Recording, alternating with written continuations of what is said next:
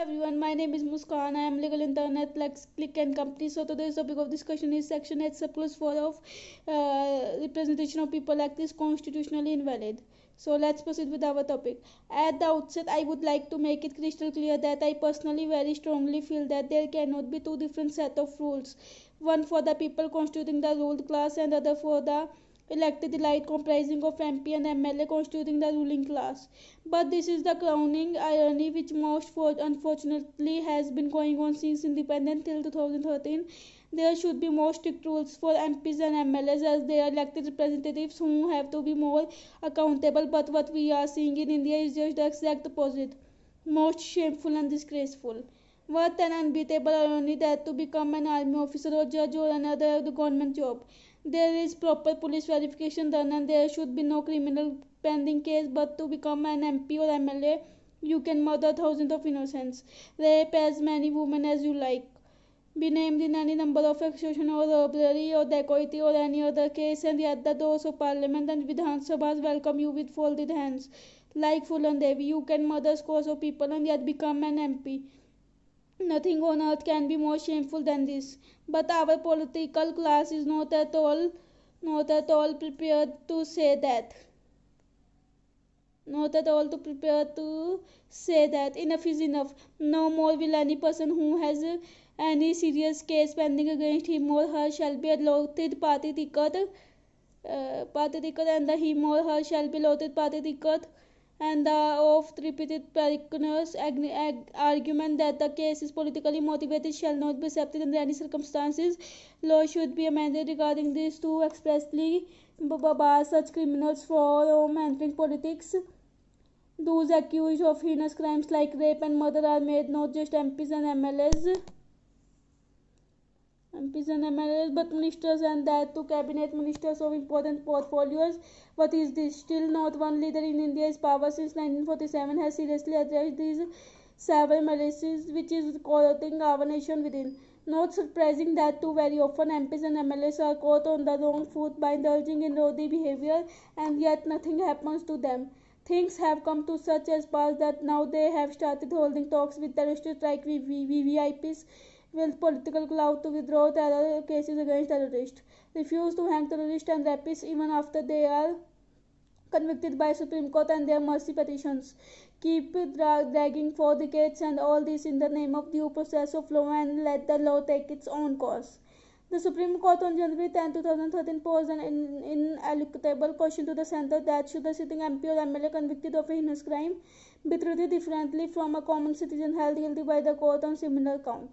It is also sought a detailed response from it on the constitutional validity of Section 8 for Representation of People Act, which permits for social treatment of elected representatives. I must disclose here that Section 8 lists serious offences and stipulates that any person convicted for any of those and sentenced to imprisonment for 2 years or more will be debarred from contesting elections, and that the disqualification should remain in force from the date of conviction and until 6 years after release from prison. Strict rules as per applicable for joining army or police or judge or any other public service should be equally applicable to MPs and MLAs.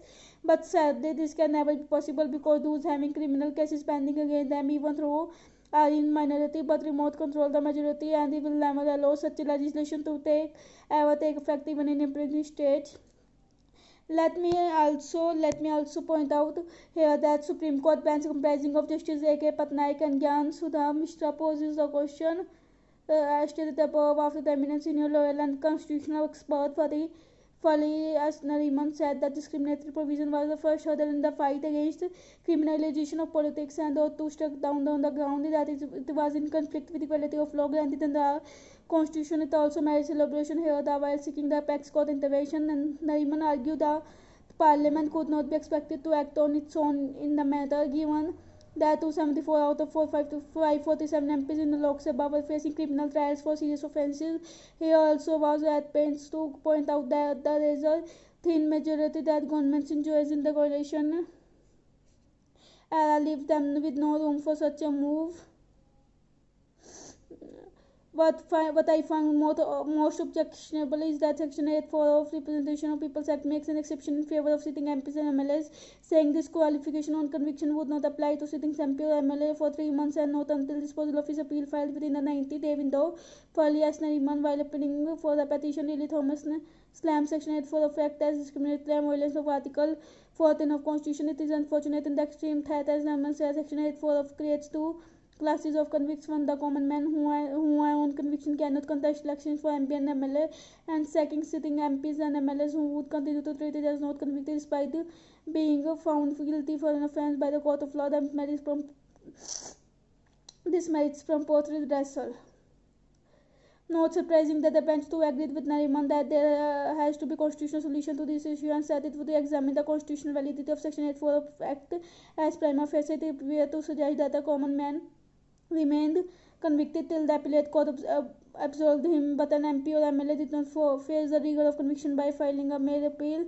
The Supreme Court asked the centre to file his response within the 4 weeks. It was not much convicted by the contention of the additional Solicitor General Paras Khoha that the issue was settled in 2005 by a constitutional bench of the Supreme Court, which had observed that given the result in majority enjoyed by ruling dispensary, if MPs and MLAs are disqualified on their conviction during the tenure of the House, then the democratically elected government could to face serious problems. The Dubai's double standard must now and once for all. MPs and MLAs, whether sitting or fresh, must be subject to the same parameters as any other in the public service like army, police, judges, etc.